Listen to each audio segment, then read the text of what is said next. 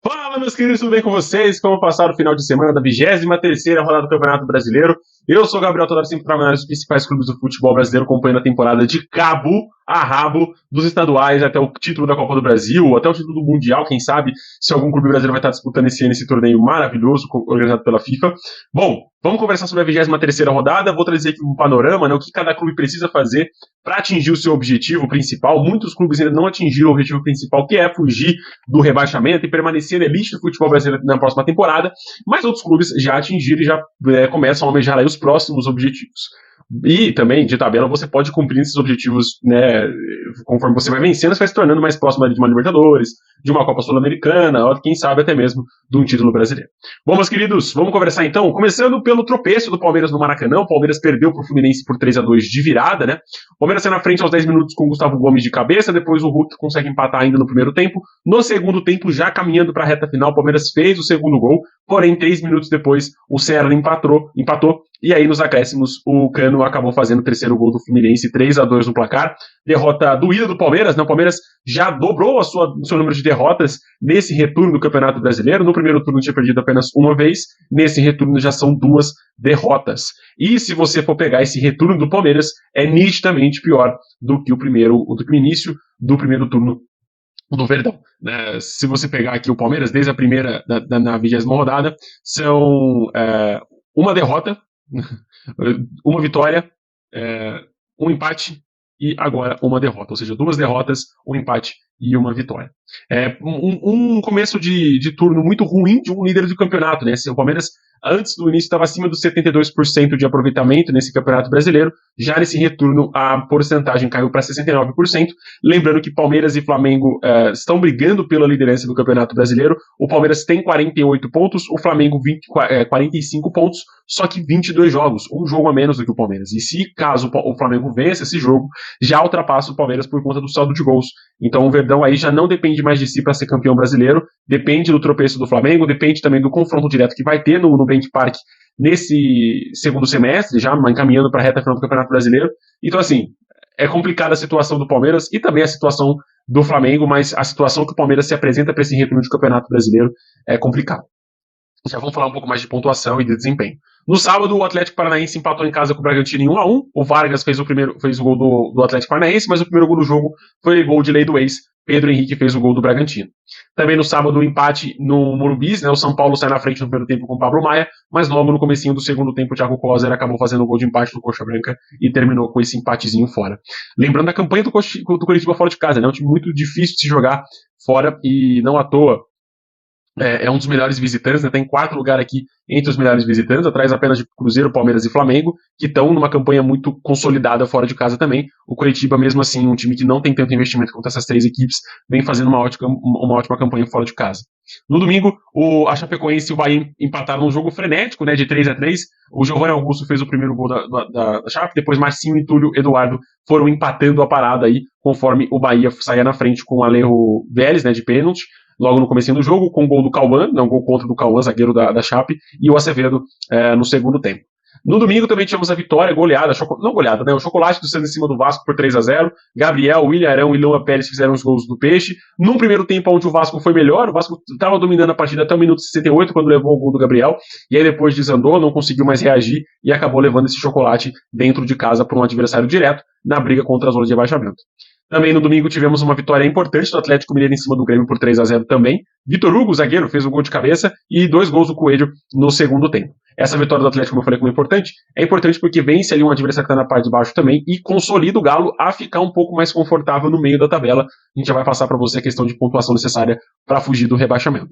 O Vitória também venceu o Botafogo no Barradão, um jogo muito controlado, muito bem administrado pelo Vitória. Poderia ter feito mais gols, ficou apenas no 1-0, mas poderia ter feito 2, 3-0 ou até mais, se não fosse a falta de pontaria dos seus atacantes. Mateuzinho de pênalti foi o gol da vitória do Leão da Barra em cima do Fogão. Também no domingo, goleada do Flamengo fora de casa em cima do Mirassol, né? Carrascal, Luiz Araújo, Pedro 2 vezes e Samuel Lino fizeram os gols do Mengão e João Vitor descontou o Mirassol no finalzinho da partida. Vale destacar o seguinte, aquilo que eu falei no meio de semana, como o Flamengo tem um elenco multimilionário e, para mim, se apresenta como um dos poucos times que realmente tem um elenco competitivo, para não dizer o único, né? Porque eu acho que o Cruzeiro talvez se equipare um pouco nessa questão de elenco, mas o Palmeiras está muito distante do Flamengo nessa questão de elenco. Você pega o Flamengo, tem 2 ou 3 peças por posição. O Palmeiras tem posições ali que mal tem uma, né? Na questão do goleiro, por exemplo, mal tem um goleiro ali. Na questão do lateral direito também sofre bastante. Na defesa, tem 2 no máximo ali por cada. Tem uma zaga reserva apenas, né? Tem a titular e a reserva, se bobear. E na lateral esquerda é um ponto mais confortável. Mas isso é um papo outro vídeo pra gente fazer esse balanço aí de quem tem realmente um elenco bom e quem não tem. Mas, obviamente, eu já adianto pra vocês que o Palmeiras, na minha opinião, tem um elenco muito inferior ao Flamengo.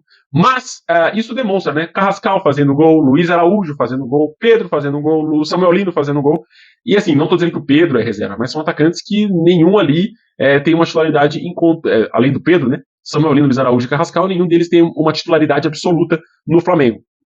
E acabaram fazendo gols nesse jogo, entrando numa partida complicada, né? Porque é contra o Mirassol fora de casa, e ajudaram o Flamengo a fazer essa excelente goleada fora e aumentar também o saldo de gols, o que complica para o Palmeiras. Lembrando que essa goleada do Flamengo em cima do Mirassol é o que possibilitou o Flamengo a vencer no próximo jogo, né? Esse próximo jogo que tá devendo, e ultrapassar o Palmeiras. Porque são 4 gols de saldo apenas de diferença do Flamengo para o Palmeiras, né? O Flamengo tem 25 pontos de saldo de gols, 25 gols de saldo de gols e 21 contra 21 do Palmeiras. E caso vença aquela partida, ele tem que vencer pelo menos por um gol de saldo. Então aumentaria aí essa diferença de saldo de gols também. Também no domingo tivemos vitória do Cruzeiro fora de casa na Neoquímica Arena por 2-1 em cima do Corinthians. Jogo também muito controlado pelo Cruzeiro, foi melhor no confronto e mereceu essa vitória. Vale destacar o seguinte, como é legal ver a imprensa falando, mas o Corinthians teve um dia de ataque abaixo, né, não criou tanto, etc. O ataque vive em crise. Vocês viram isso primeiro aqui na Rede.dar. Eu falei isso no meio de semana quando o Corinthians empatou com o Rosário Central, quando todo mundo quis elogiar o Corinthians. Deixa eu levantar porque minha cadeira tá baixando. Aí, agora fica melhor.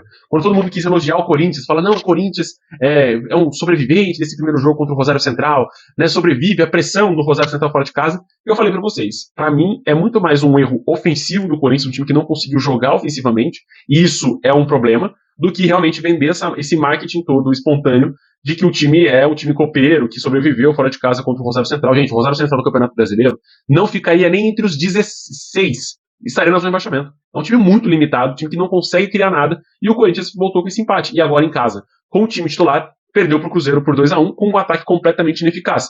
E, novamente, o seu melhor camisa 9 na temporada fazendo gol, que é o Gustavo Henrique. O Corinthians, que, na verdade, para quem não sabe, é zagueiro. O Bruno Rodrigues fez o primeiro gol do jogo a favor do Cruzeiro.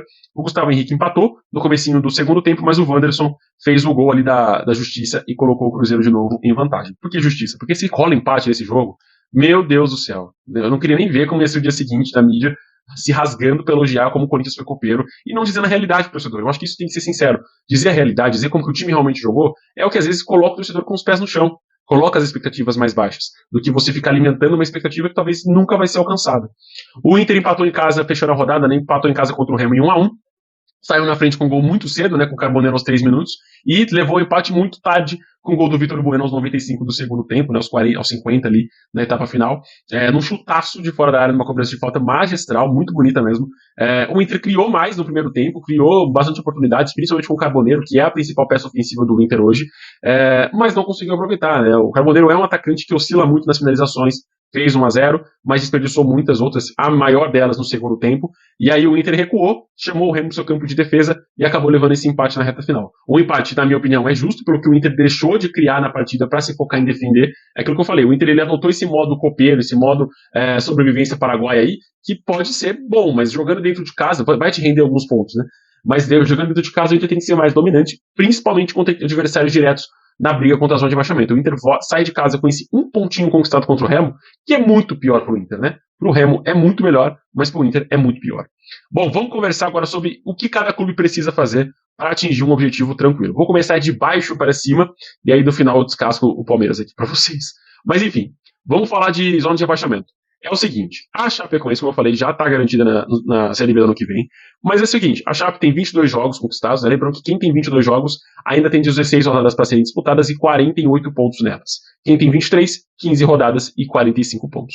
A Chape, então, com esses 22 jogos, tem 11 pontinhos apenas conquistados, precisa de 34 pontos para fugir do rebaixamento. São 12 partidas que precisa pontuar, ou seja, 11 vitórias, e um empate para chegar nos mágicos 45 pontos. Gente, é muita coisa. É uma campanha assim de brigar por topo da tabela, de ter um aproveitamento muito superior ao que a Chapecoense está tendo no Campeonato Brasileiro. Então, assim, para mim a Chapecoense já está rebaixada, não à toa, já está com uma chance muito grande de ser rebaixada, né? A Chapecoense tem 98, 99% de chance de ser rebaixada nesse Campeonato Brasileiro. Enfim, para mim já é uma vaga ali garantida no Z4 como lanterna, uma das piores lanternas da história do Campeonato Brasileiro. Talvez essa seja o título da Chapecoense nessa edição. Mas na 19ª colocação, o Vasco, né, tem 22 jogos disputados e 22 pontinhos conquistados, o dobro da Chapecoense, campanha também muito pífia, muito ruim do Vascão. Precisa de 9 rodadas pontuando, né, 7 vitórias e 2 empates, para chegar aos 23 pontinhos conquistados e chegar aos 45 pontos. O Vasco tem uma situação um pouco mais favorável do que a Chapecoense, mas também tem uma probabilidade alta de rebaixamento, cerca de 63%, quase 64% de ser rebaixado. Passando para o Remo, que pontuou nesse final de semana, né, pontuou fora de casa contra o Inter, tem a mesma questão que com o Mirassol, né? Ambos precisam de 23 pontos, tem 23 pontos, precisariam de 22 pontos. O porém é que o Mirassol tem um jogo a menos. O porém desse porém é que o jogo a menos do Mirassol é contra o Flamengo, então complicou muito o Mirassol conseguir fugir do Z4, porque vai precisar pontuar contra um time aí que está brigando pelo topo, e no jogo em casa já perdeu por 5-1. Então é complicada essa situação do Mirassol, mas assim como o Remo, ambos têm cerca de 56%, o Remo, né, de ser rebaixado, porque tem um jogo a menos, e o Mirassol 41%. Passando para o Internacional, né, que está na 16ª colocação, primeiro time fora do Z4, esse empate contra o Remo ajudou o time a... Peraí que eu tenho uma pontuação aqui errada. Quantos pontos o Inter tem? 24 pontos. Deixa eu ver, tá certo isso? Tá certo. Tá certo. Eu vi errado aqui. Tem 24 pontos, precisa de 21 para fugir do rebaixamento, são 7 vitórias, é um pouco mais acessível, mas precisa tornar a sua Fortaleza, né, como mandante, o seu principal prato para esses últimos 16 jogos que lhe restam. Tem 39%, quase 40% de chance de ser rebaixado. O Grêmio vem na sequência, né, sequência do Grenal aqui, Inter em 16º, Grêmio em 15º. O Grêmio tem 22 jogos também, o Inter tem 15 jogos, então desses 15, metade precisa de vitórias para fugir do Z4. O Grêmio tem 25 pontos conquistados em 22 jogos, tem um jogo a menos, precisa de 20 pontos para fugir da zona de rebaixamento, 6 vitórias e 2 empates. O Grêmio com probabilidade de ser rebaixado de 31% de chance. Vamos passar para o Santos, que o Santos tem mais probabilidade de ser rebaixado do que o Grêmio, tá?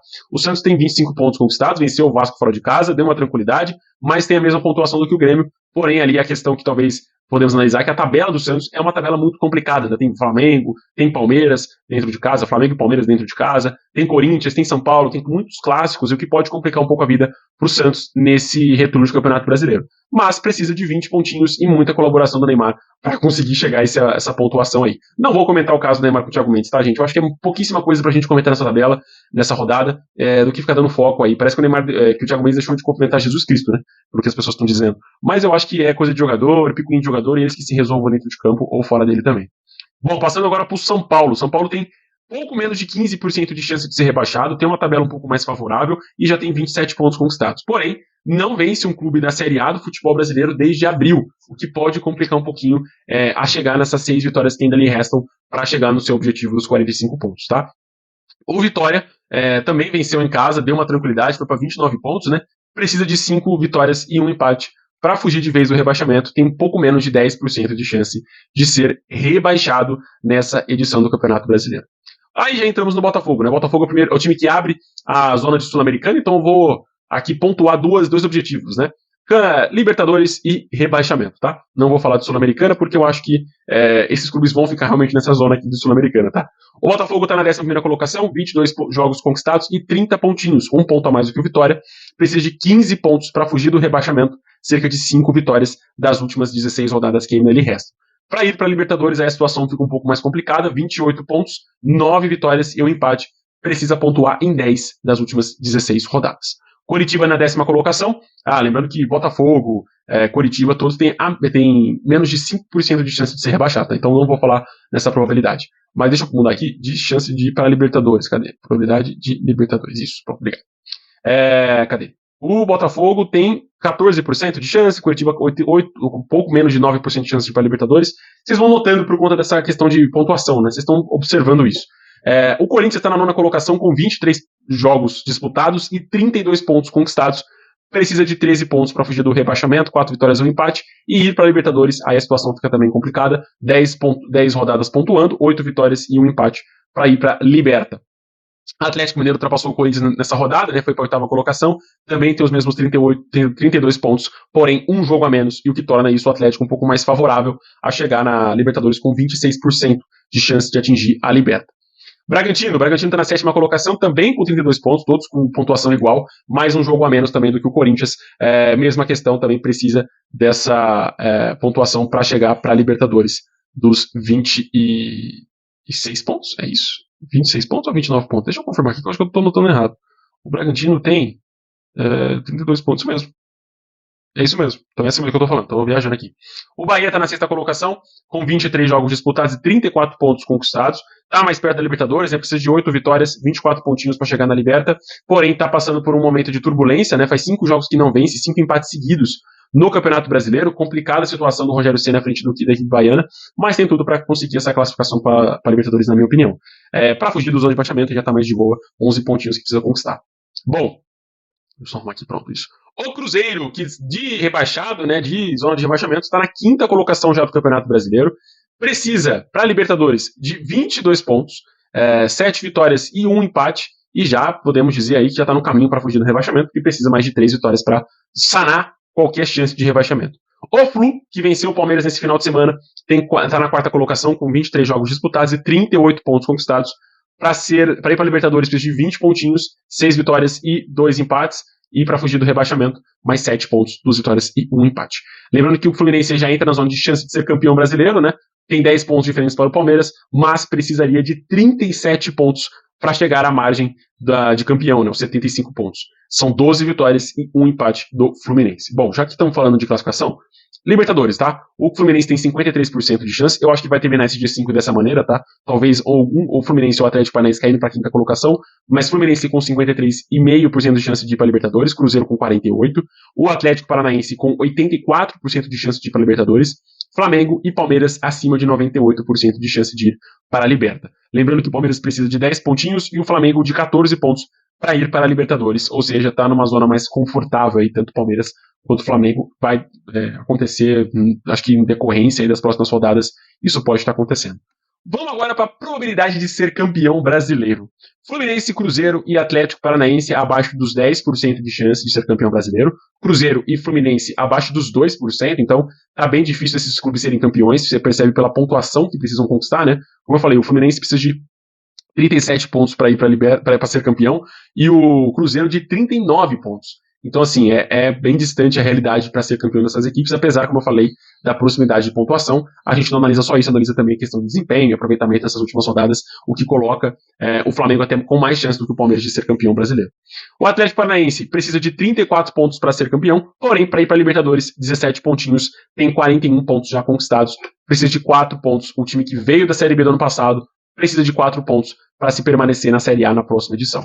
O Flamengo, segundo colocado com 22 jogos disputados, 45 pontos conquistados, precisa de 30 pontos para ser campeão brasileiro, 10 vitórias e 3 pontinhos para... Perdão, já não tem mais chance de rebaixamento, nem Palmeiras nem Flamengo. Precisa ali de 14 pontos para se permanecer na zona de classificação para Libertadores. Vamos agora para o Palmeiras. O Palmeiras precisa de 27 pontos para ser campeão brasileiro, 9 vitórias. É a mesma questão que precisa na última rodada. Ou seja, o Palmeiras ainda precisa das 9 vitórias, mesmo perdendo para o Fluminense, para chegar aos 75 pontos, a pontuação mágica para conseguir ser campeão brasileiro.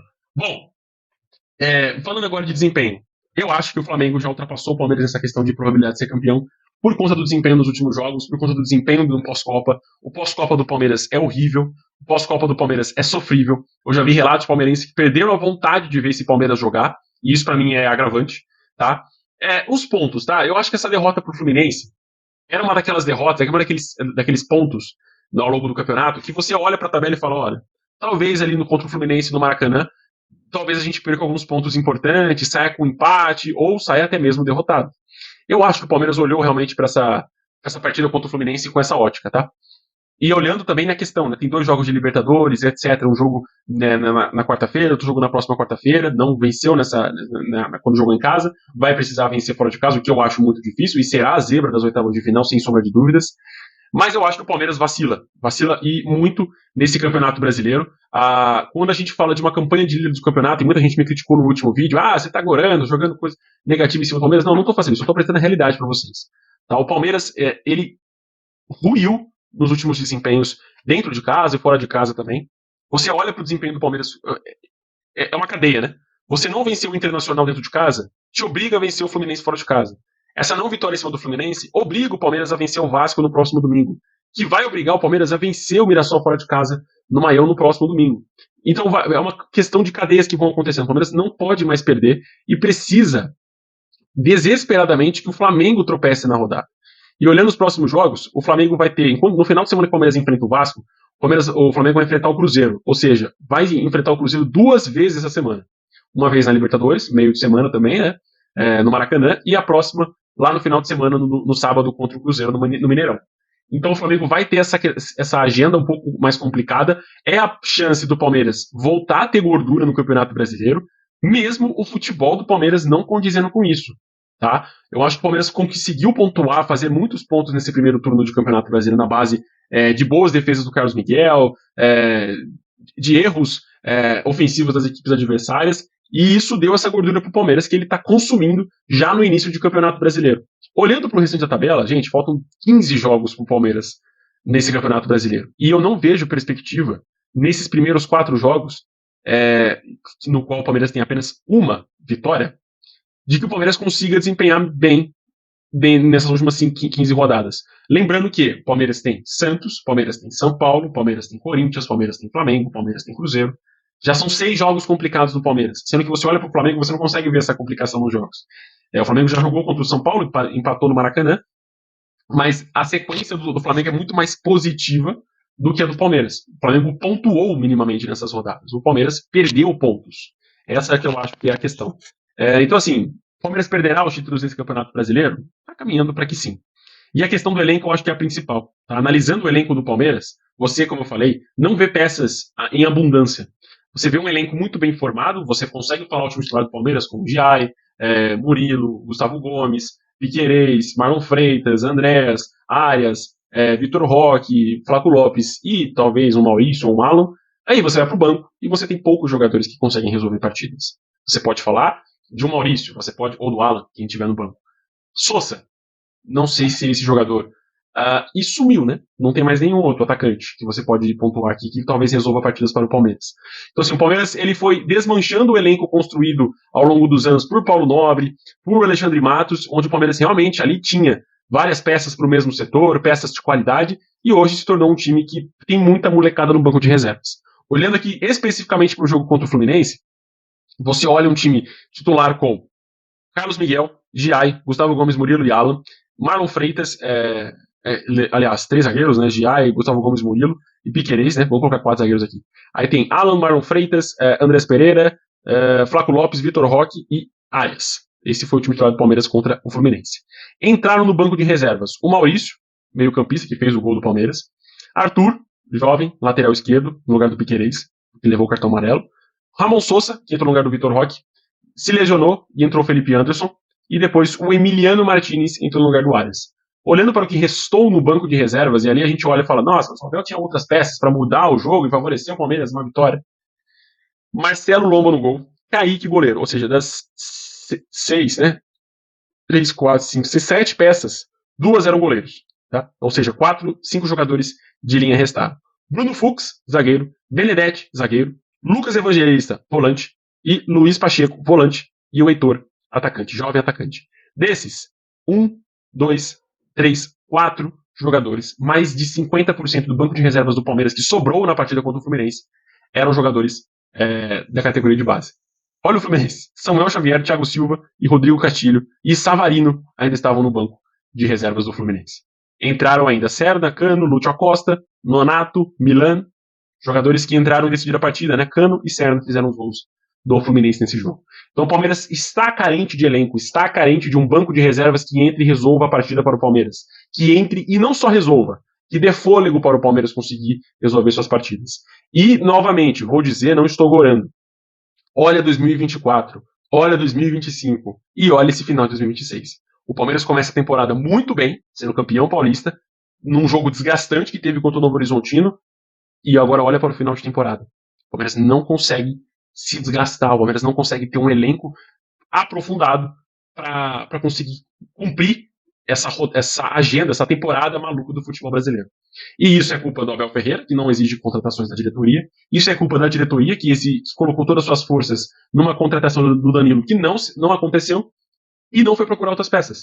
É questão de diretoria, é questão do gerente de futebol, é questão do gerente de análise de mercado, e o Palmeiras vai ruindo nesse final de temporada.